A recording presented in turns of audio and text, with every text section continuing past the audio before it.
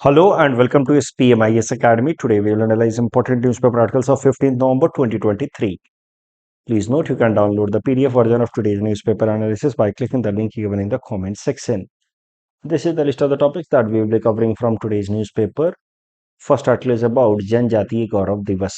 This topic is important from our syllabus GS paper 1 Indian history point of view.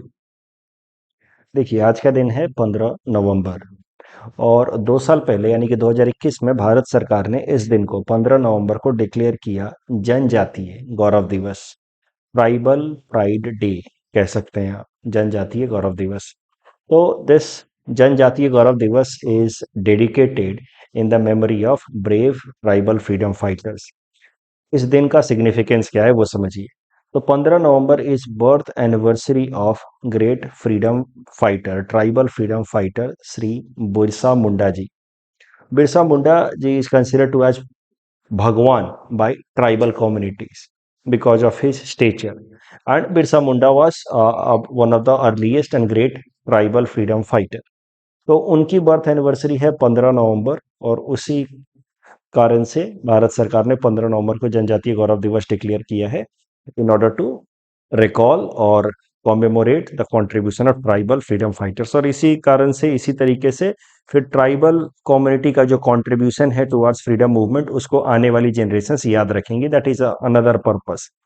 तो कई सारे tribal community जैसे कि Santhals, Tomars, Kols, Bhils, Khasis, Mizos, they have contributed in their own way as a result of tribal uprising towards Indian freedom struggle. वो बात अलग है कि इनका अपराइजिंग का तरीका अलग था, अप्रोच या पर्पस भी अलग रहा है, but ultimately it was against colonial regime, so they are considered as freedom movement itself, though different from mainstream nationalist movement. Tribal movements के लिए एनिमी या फ्रंटियर तो एक ही था against colonial empire, but purpose या रीजन या approach ये तीन चीजें अलग थी आज compare to the main stream movement. तो बिरसा मुंडा जी के बारे में अगर बात की जाए तो he fought bravely against exploitative system of British colonial system, और यही मेन चीजें रही हैं। Tribals had their own grievances. Forest eviction करा दिया ट्राइबल को, and tribals are very closely related, their life is very closely related to forest. तो forest से इविक्शन करा दिया ब्रिटिशर्स ने, मान लीजिए उनके ऊपर एक्सप्लॉयटेटिव टैक्सेशन सिस्टम लगा दिए।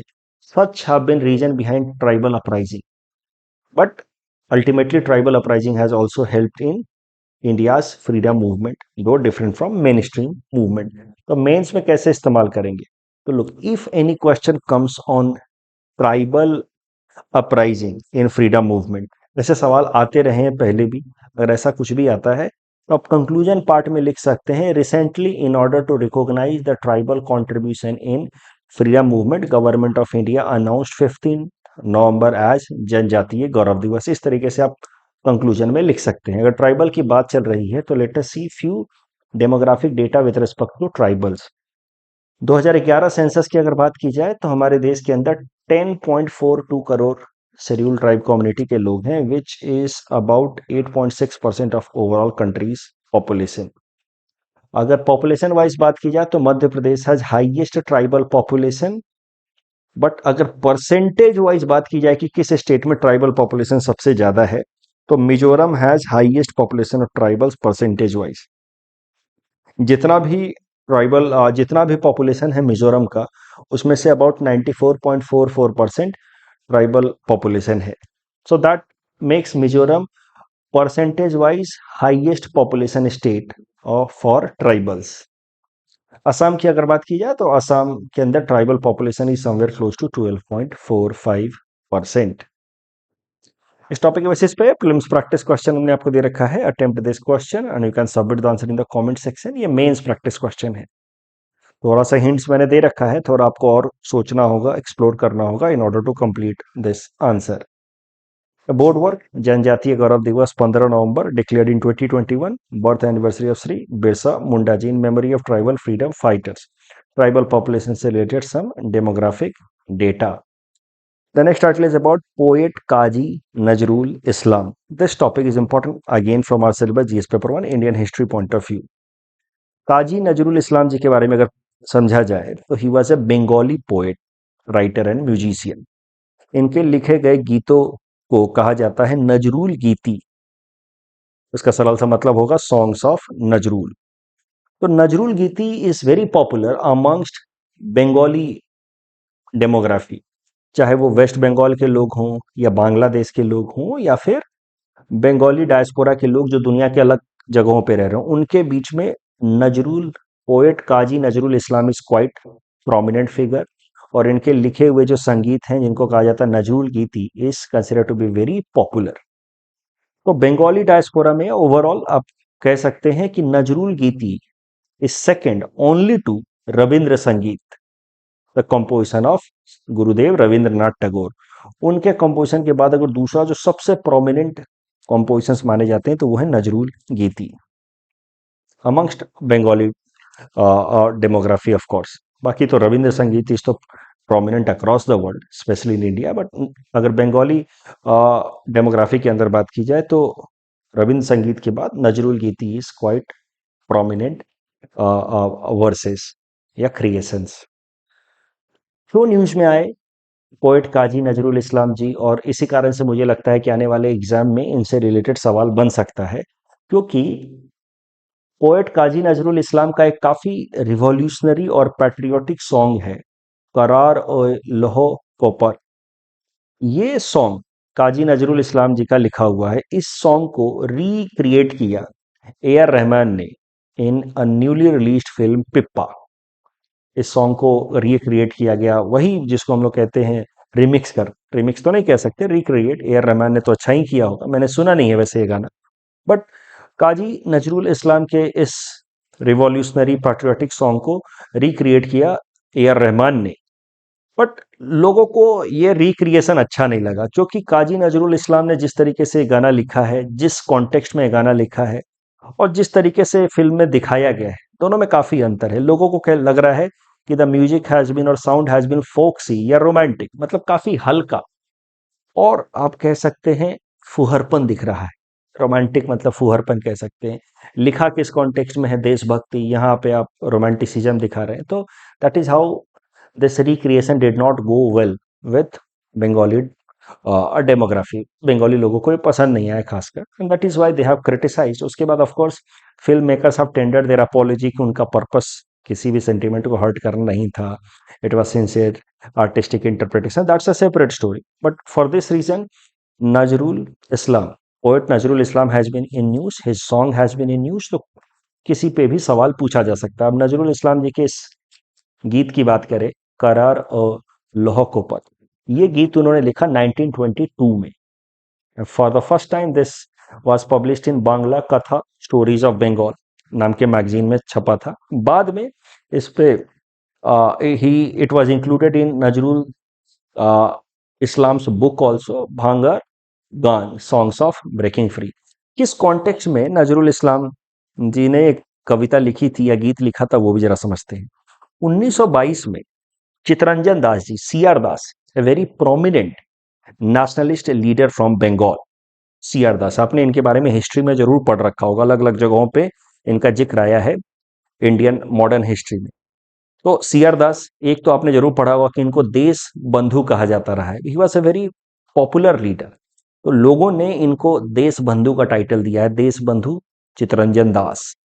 1908 में औरबिंदो घोष के ऊपर जो अलीपुर बॉम्ब केस चल रहा था, उसमें C R Das who was a lawyer defended Aurobindo Ghosh. बाद में, पहले तो C R Das was practising law, later on he joined active politics. 1921 में C R Das was to preside Congress session in Ahmedabad, but he was sent to prison।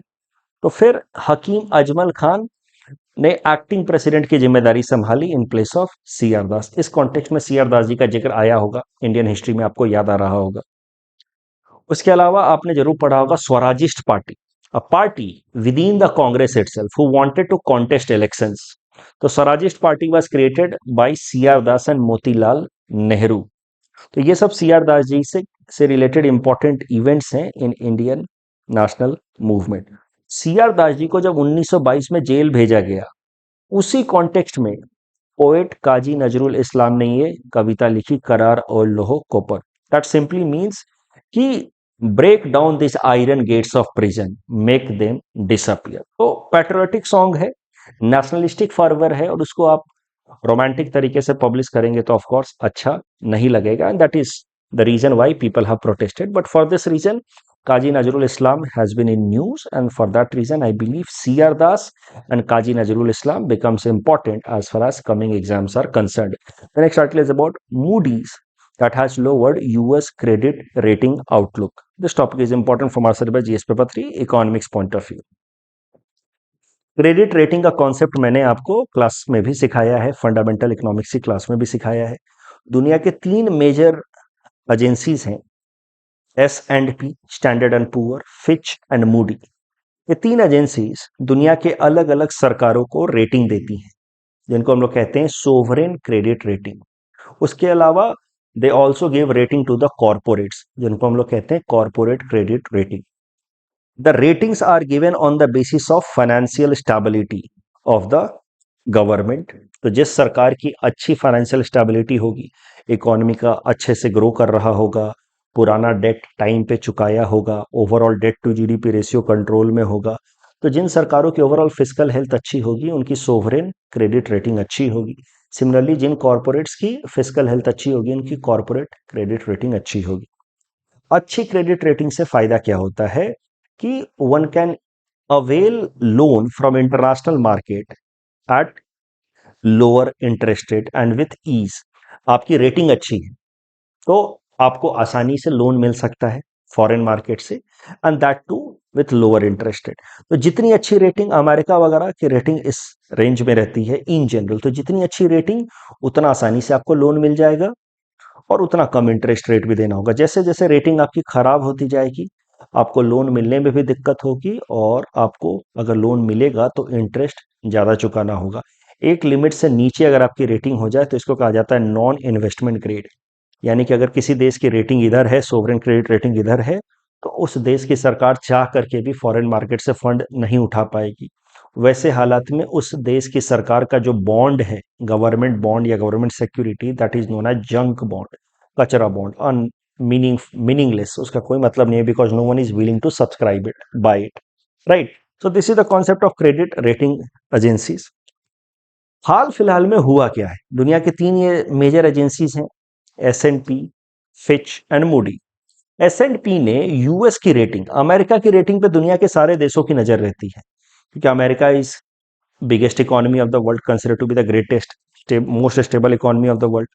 S&P ने तो America की rating triple A से घटा करके ए प्लस कर दिया था 2011 में, बट 2023 में अगस्त महीने में फिच ने भी अमेरिका की रेटिंग घटा करके हाईएस्ट से सेकंड रैंक पे की है। और अब हाल फिलहाल में मूडी ने, जो तीसरी रेटिंग एजेंसी है, उसने भी यूएस की रेटिंग को नीचे तो नहीं किया है बट हाईएस्ट रेटिंग रखी है।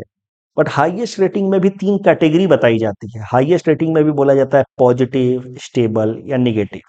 पॉजिटिव है अगर ए और उसमें भी अगर पॉजिटिव है मतलब the country is in a very strong position. Stable मतलब okay, neither going up nor going down. Negative है मतलब the country is going down as far as economy is concern, and in coming days the rating might also go down. तो हुआ क्या है, Fitch ने अगस्त 2023 में इस साल रेटिंग नीचे गिराई, S&P ने तो 2011 में रेटिंग गिराई। हम बात कर रहे हैं यूएस इकोनॉमी की। मूडी ने हाल फिलहाल में स्टेबल ए हाईएस्ट रेटिंग रखी है, लेकिन स्टेबल से आउटलुक चेंज करके कर दिया है negative. That is an indication कि आने वाले दिनों में मूडी भी अमेरिका की इकोनॉमी की रेटिंग टॉप नॉच से घटा करके सेकंड टॉप नॉच कर सकती है। और क्या कारण है कि दुनिया के तमाम रेटिंग एजेंसीज अमेरिका की रेटिंग गिरा रही हैं? उसके पीछे बड़ा कारण है कि अमेरिकन इकोनॉमी के अंदर थोड़ी सी मंदी का माहौल है। उस मंदी में और इन्फ्लेशन, यानी कि ओवरऑल स्टैगफ्लेशन का सिचुएशन है, slow growth rate and high inflation. High inflation को टारगेट करने के लिए उन्होंने अपने इंटरेस्ट रेट बढ़ाए, जिसको हम लोग हमारे देश में रेपो रेट कहते हैं, राइट। वहां पे उन्होंने अपने इंटरेस्ट रेट्स बढ़ाए हैं। That interest rate increase has further led to compromise with growth rate. So this high rising interest rate is one reason why US growth rate is further decline. अभी वो inflation को control करने के लिए, stagflation में inflation को control करने के लिए इंटरेस्ट रेट बढ़ा रहे हैं, that is leading to further compromise with the growth.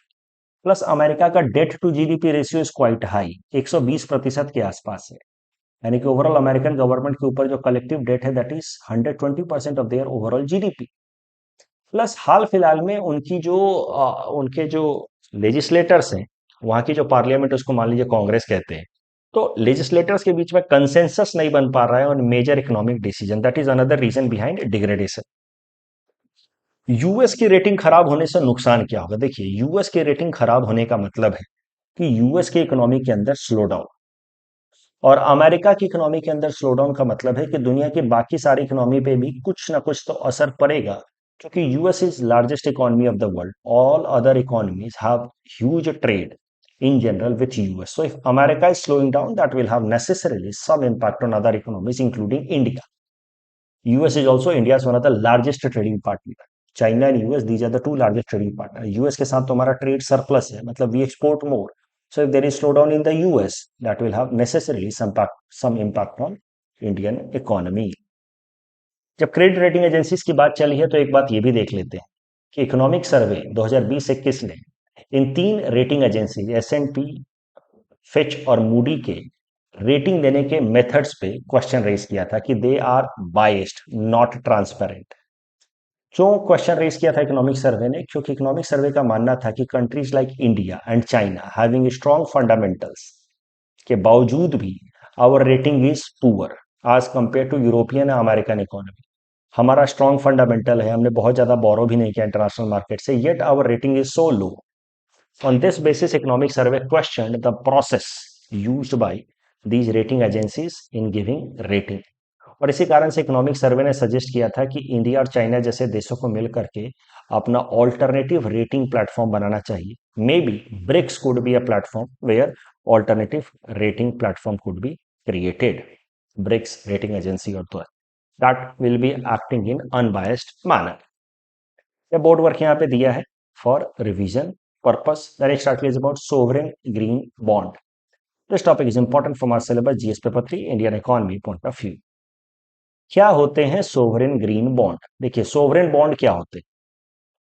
Sovereign bonds are government security released by the government to raise funds, right? That is known as sovereign bonds. Sovereign मतलब सरकार, bond मतलब a security paper used to get fund from market, right?